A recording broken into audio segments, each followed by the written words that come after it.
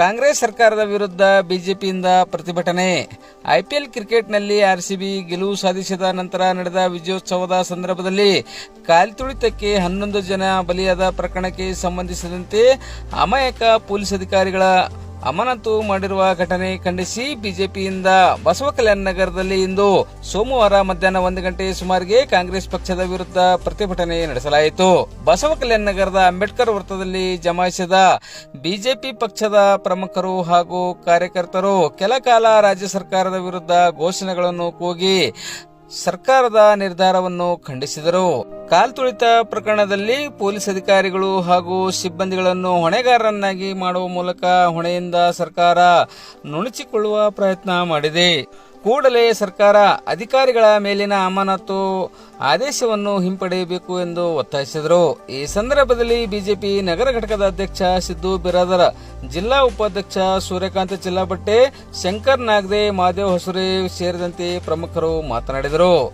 ಪಕ್ಷದ ಪ್ರಮುಖರಾದ ಅರವಿಂದ್ ಮತ್ತೆ, ರಾಜು ರಾಜೋಳೆ, ಪ್ರದೀಪ್ ಬೇಂದ್ರೆ, ಪ್ರದೀಪ್ ಗಡವಂತೆ, ಕಮಲಾಕರ್ ಮೆಕಾಲೆ, ದೀಪಕ್ ಗಾಯಕ್ವಾಡ್, ಮನೋಜ್ ತಂಬುರ್ಚಿ, ಶಿವಕುಮಾರ್ ಆಗ್ರೆ, ಶಿವಕುಮಾರ್ ಸಿತಾರ್, ಶಿವರಾಜ್ ಮೆಂಗ್ದೆ, ಧನರಾಜ್ ಲಾಡೆ, ರಾಜ್ಕುಮಾರ್ ಅಲ್ಶೆಟ್ಟಿ, ಕೃಷ್ಣ ಗೋಣೆ ಸೇರಿದಂತೆ ಪಕ್ಷದ ಪ್ರಮುಖರು ಹಾಗೂ ಪದಾಧಿಕಾರಿಗಳು ಉಪಸ್ಥಿತರಿದ್ದರು.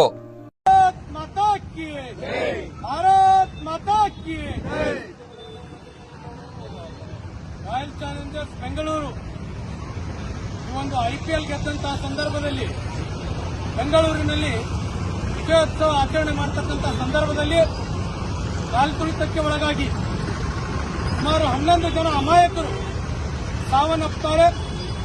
ಇದಕ್ಕೆ ನೇರವಾಗಿ ಹೊಣೆ ಯಾರಪ್ಪ ಅಂತಂದ್ರೆ ಸಿದ್ದರಾಮಯ್ಯ ನೇತೃತ್ವದ ಕಾಂಗ್ರೆಸ್ ಸರ್ಕಾರ.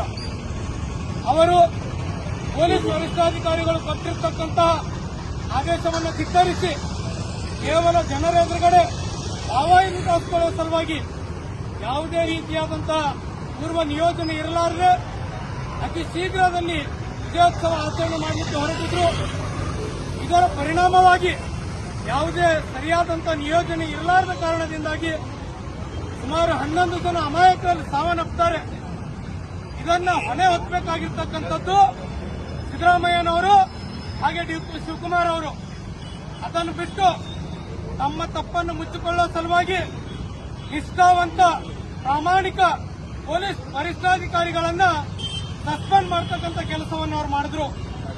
ಹೀಗಾಗಿ ಇವತ್ತು ಬಸವ ಕಲ್ಯಾಣದಲ್ಲಿ ಭಾರತೀಯ ಜನತಾ ಪಕ್ಷ ಅವರ ತಗೊಂಡಿರ್ತಕ್ಕಂಥ ಆದೇಶವನ್ನು ಧಿಕ್ಕರಿಸಿ ಈ ರೀತಿ ಯಾವುದೇ ರೀತಿಯಾದಂತಹ ಸಸ್ಪೆನ್ಷನ್ಗಳನ್ನು ಅವರು ಮಾಡಬಾರದು. ನಾವೆಲ್ಲರೂ ಕೂಡ ಪೊಲೀಸ್ ವರಿಷ್ಠಾಧಿಕಾರಿಗಳು ಹಾಗೂ ಎಲ್ಲಾ ಪೊಲೀಸರ ಜೊತೆಗಿದ್ದೀವಿ ಅಂತಕ್ಕಂಥ ಸಂದೇಶವನ್ನು ಇಲ್ಲಿ ಬಂದಿದ್ದೇವೆ. ತಮ್ಮ ತಪ್ಪನ್ನು ಮುಚ್ಚೋದ ಸಲುವಾಗಿ ಇಂಥ ಕ್ರಮವನ್ನು ಸಿದ್ದರಾಮಯ್ಯ ನೇತೃತ್ವದ ಕಾಂಗ್ರೆಸ್ ಸರ್ಕಾರ ಮಾಡಿದೆ. ಇವತ್ತು ಒಂದು ವೇಳೆ ಪೊಲೀಸ್ ವರಿಷ್ಠಾಧಿಕಾರಿಗಳು ಹೇಳಿರ್ತಕ್ಕಂಥ ಮಾತನ್ನು ಕೇಳಿ ಒಂದು 2-3 ದಿವಸ ಕಾಲಾವಕಾಶವನ್ನು ತೆಗೆದುಕೊಂಡು ಆ ಸಂಭ್ರಮಾಚರಣೆ ಮಾಡಿದ್ದೇ ಆದಲ್ಲಿ ಅತಿ ಸುಸಜ್ಜಿತ ರೀತಿಯಲ್ಲಿ ಆ ಒಂದು ಸಂಭ್ರಮಾಚರಣೆ ಮಾಡಲಾಗ್ತಿತ್ತು. ಯಾವುದೇ ರೀತಿಯಾದಂತಹ ಸಾವು ನೋವಿನ ಹಾನಿಗಳು ಒದಗ್ತಾ ಇರಲಿಲ್ಲ.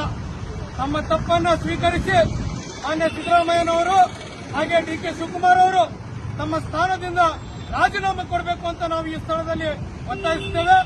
ಅದೇ ರೀತಿಯಾಗಿ ತಕ್ಷಣದಿಂದ ಈಗ ಅತಿ ಶೀಘ್ರದಲ್ಲಿ ತಮ್ಮ ತಪ್ಪನ್ನ ತಿದ್ದುಕೊಂಡು ಯಾರನ್ನ ಸಸ್ಪೆಂಡ್ ಮಾಡಿದ್ದಾರೆ ಮತ್ತೆ ಅವರನ್ನ ತಮ್ಮ ಕೆಲಸ ಮಾಡಲಿಕ್ಕೆ ಅವಕಾಶ ಮಾಡಿಕೊಡ್ಬೇಕು ಅಂತಂದು ಹೇಳಿ ಇವತ್ತು ನಾವೆಲ್ಲರೂ ಸೇರಿ ಇಲ್ಲಿ ಈ ಒಂದು ಪ್ರತಿಭಟನೆಯನ್ನು ಮಾಡ್ತಾ ಇದ್ದೀವಿ.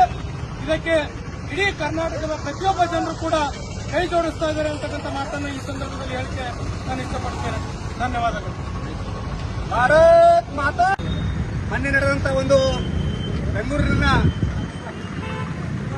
ಸ್ಟೇಡಿಯಂನಲ್ಲಿ ವಿಜಯೋತ್ಸವ ನಿಮಿತ್ತವಾಗಿ ನಡೆದಂತಹ ಒಂದು ಕಾಲ್ತುಳಿತ ಪ್ರಕರಣದ ನಿಮಿತ್ತವಾಗಿ ಭಾರತೀಯ ಜನತಾ ಪಾರ್ಟಿಯ ಈ ಒಂದು ಪ್ರತಿಭಟನೆಯಲ್ಲಿ ನೇತೃತ್ವವನ್ನು ವಹಿಸಿರುವಂತಹ ನಮ್ಮ ನಗರದ ಅಧ್ಯಕ್ಷರಾದಂತಹ ಆತ್ಮೀಯ ಸಹೋದರ ಸಿದ್ದು ಬಿರಾದರ್ ಅವರೇ, ಇಲ್ಲಿ ಪ್ರತಿಭಟನೆಗೆ ಬಂದಂತಹ ಎಲ್ಲ ಪಕ್ಷದ ಜಿಲ್ಲಾ ಮತ್ತು ತಾಲೂಕಾ, ನಗರ ಹಾಗೂ ರಾಜ್ಯ ಎಲ್ಲ ಪ್ರಮುಖ ಕಾರ್ಯಕರ್ತರೇ, ಇವತ್ತು ಪಕ್ಷದ ಆದೇಶದಂತೆ ನಗರ ಅಧ್ಯಕ್ಷ ಸಿದ್ದು ಅವರ ನೇತೃತ್ವದಲ್ಲಿ ಮೊನ್ನೆ ನಡೆದಂತಹ ಸಿದ್ದರಾಮಯ್ಯ ನೇತೃತ್ವದ ಆರ್ಸಿಬಿ ವಿಜಯೋತ್ಸವದ ನಿಮಿತ್ತವಾಗಿ ಕಾಲ್ತುಳಿತದಲ್ಲಿ ಸಾವನ್ನಪ್ಪಿದ್ದಾರೆ ನಮ್ಮ ಅಮಾಯಕ ಜನರು. ಇವತ್ತು ಅದಕ್ಕೆ ಸಿದ್ದರಾಮಯ್ಯ ಕಾಂಗ್ರೆಸ್ ನೇತೃತ್ವದ ಡಿ.ಕೆ. ಶಿವಕುಮಾರ್ ಹಾಗೂ ಸಿದ್ದರಾಮಯ್ಯ ಅವರೇ ಹೊಣೆ ಅಂತೇಳಿ ಈ ಸಂದರ್ಭದಲ್ಲಿ ನಾನು ಹೇಳಕ್ ಇಷ್ಟಪಡ್ತಾ ಇದ್ದೀನಿ.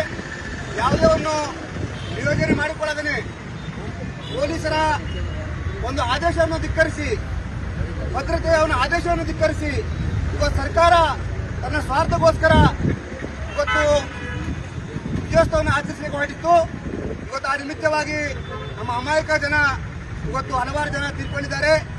ಆ ತೀರ್ಕೊಂಡಂತ ಅಮಾಯಕರಿಗೆ ನಾವು ಆತ್ಮಕ್ಕೆ ಶಾಂತಿ ಸಿಗಲಿ ಅಂತ ಹೇಳಿ ಸಂದರ್ಭದಲ್ಲಿ ಹೇಳ್ಕೊತಾ, ಇವತ್ತು ನಾವು ಮಾಡಿರೋ ತಪ್ಪನ್ನ ಮುಚ್ಚಿಕೊಳ್ಳೋದಕ್ಕೆ ಒಬ್ಬ ನಿಷ್ಠಾವಂತ ಪೊಲೀಸ್ ಅಧಿಕಾರಿಗಳನ್ನ ತಾವು ಉಚ್ಚಾಟನೆ ಮಾಡಿ, ತಾವು ಅನುಮಾನ ಮಾಡಿ, ತಾವು ಈ ಸರ್ಕಾರ ಯಾವ ಸಂದೇಶವನ್ನು ಕೊಡ್ಲಿಕ್ಕೆ ಹೊರಟಿದೆ ಅಂತ ಹೇಳಿ ನಾನು ಈ ಪ್ರಶ್ನೆ ಮಾಡಕ್ಕೆ ಹೊರಟಿದ್ದೀನಿ ಬಂಧುಗಳೇ.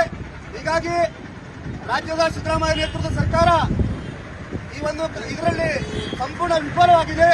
ಅವರು ನೈತಿಕ ಹೊಣೆ ಹೊತ್ತು ರಾಜೀನಾಮೆ ಕೊಡಬೇಕಂತ ಹೇಳಿ ಈ ಸಂದರ್ಭದಲ್ಲಿ ಒತ್ತಾಯಿಸಿ, ಏನು ತಾವು ಅಮಾನತನ್ನು ಮಾಡಿದಿರಿ, ನಮ್ಮ ರಾಜ್ಯದ ನಿಷ್ಠಾವಂತ ಪೊಲೀಸ್ ಮಹಾನಿರ್ದೇಶಕರಂತ ದಯಾನಂದ್ ಸರ್ ಅವನ್ನ ತಕ್ಷಣ ಪುನಃ ವಾಪಸ್ ತಗೊಳ್ಬೇಕು, ನಿಷ್ಠೆಯಿಂದ ಕಾರ್ಯನಿರ್ವಹಿಸುವಂತ ಅಧಿಕಾರಿಯನ್ನ ತಾವು ಕೆಲಸ ಮಾಡಲಿಕ್ಕೆ ಬಿಡಬೇಕು ಅಂತೇಳಿ ಈ ಸಂದರ್ಭದಲ್ಲಿ ಒತ್ತಾಯಿಸಿ ನನ್ನ ಎರಡು ಮಾತನ್ನು ಮುಗಿಸ್ತೀನಿ.